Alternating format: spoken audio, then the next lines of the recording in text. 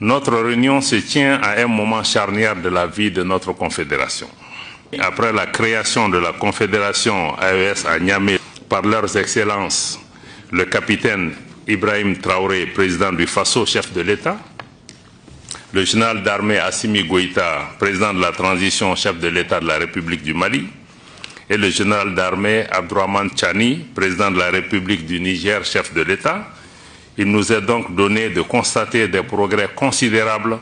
réalisés par notre jeune confédération. Dans le domaine de la défense et de la sécurité, des avancées considérables ont été réalisées sur le terrain par nos forces armées et de sécurité, y compris la force unifiée AES, dans le cadre de la lutte contre le terrorisme. Malgré les ingérences extérieures, pire, malgré les soutiens des sponsors étatiques étrangers aux groupes armés terroristes opérant au Sahel, nos forces ont démontré leur capacité à s'adapter aux menaces et à réagir avec efficacité et précision aux attaques lâches et perfides. Dans le domaine diplomatique, je salue la cohésion de notre démarche de coordination à tous les niveaux de responsabilité, tant à la centrale à Ouagadougou, à Bamako et à Niamey, que dans nos missions diplomatiques et les postes consulaires qui, sur le terrain, ont immédiatement traduit à travers le monde nos directives en tenant régulièrement des concertations et en portant d'une même voix les messages de la Confédération.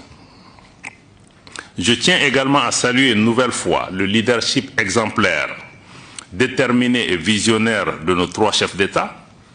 marqué par un patriotisme panafricain constant qui a permis de renforcer la vocation d'intégration sous-régionale de la Confédération AES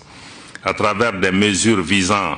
la libre circulation et le brassage des populations du Sahel ainsi qu'avec les autres populations de l'Afrique de l'Ouest, notre espace commun.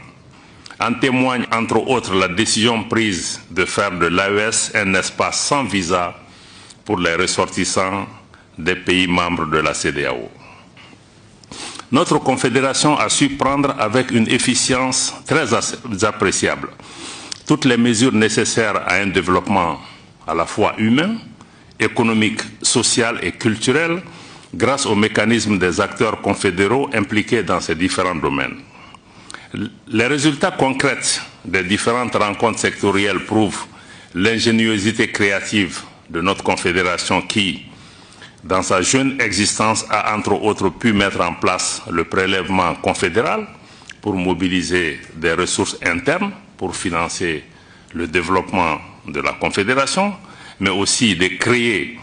une banque confédérale pour l'investissement et le développement qui doit être activée à partir de la fin de ce mois et avant le sommet, mais aussi de poser les jalons pour la création d'une compagnie aérienne, mais aussi de mettre en œuvre des projets structurants dans différents domaines pour changer